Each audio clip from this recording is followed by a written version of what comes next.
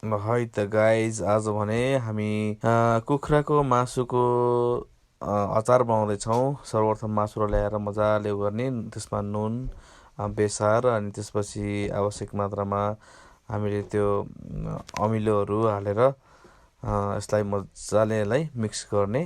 दुईटै हातले मजाले यसलाई नुनहरू मजाले पस्ने गरेर यसलाई एकदम मिक्सिङ गर्न पर्नेछ सबभन्दा पहिला। अनि हामीले यसरी यसलाई यतिकै छोड्ने, अनि त्यसपछि लसुन अदुवालाई यो तरिकाले काट्ने, एकदम लामो तरिकाले यसलाई एकदम राम्रो सफा बनाएर यो किसिमले यसलाई काट्न सकिन्छ।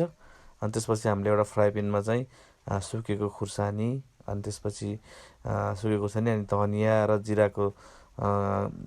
जिरालाई हामीले मजाले भुट्नुपर्छ। भुटेपछि हामीले त्यसलाई के गर्ने भने मिक्सरमा पिस्ने।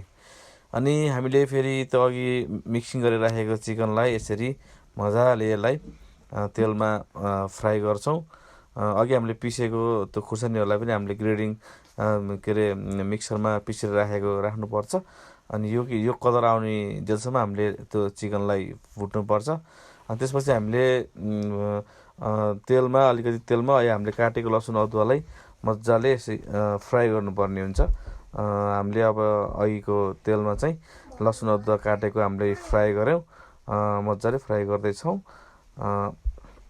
यसलाई सानो आगो लगाएर मजाले यसलाई यसको कलर आउने बेलासम्म फ्राई गर्नुपर्ने हुन्छ। यसको कलर हल्का ब्राउन कलर आइसकेपछि बल्ल यो हुन्छ। अब हामीले अलिकति यो उसमा चाहिँ हामीले तिलको गेडा पनि हामीले एड गऱ्यौँ। थोरै तिल राखेर यसलाई एकछिन मजाले चलाइदिउँ। धेरै बेर चलायो भने फेरि तिल डढ्ने सम्भावना हुन्छ। यसलाई आगो अलि सानो गरेर चलाउनुपर्छ। हामीले आगोमा बनाएका छौँ र अघि हामीले पिसेर राखेको मसलालाई चाहिँ हामीले यसरी यहीँ नै मिक्स गर्न सकिन्छ। तर यो धेरै बेर राख्नु हुँदैन, किन डढ्ने सम्भावना हुन्छ। डढ्यो भने स्वादमा अलिकति तितो आउने सम्भावना बढी हुन्छ। र यसपछि हामीले एकछिन त्यसलाई चलाएर हामीले फ्राई गरेर राखेको त्यो चिकनलाई यसबाट माथिबाट हालौँ होइन। यसरी हालिन्छ। हालेर यसलाई मजाले मिक्स हुने गरेर मजाले यसलाई चलाएर नुनहरू अनि मसलाहरू सबै कुराहरू एकदम मिक्स हुने हिसाबले यसलाई एकदम मजाले चलाएर एकदमै मिक्सिङ गरेर अब भने हाम्रो बिस्तारै यो रेडी भइसकेको छ।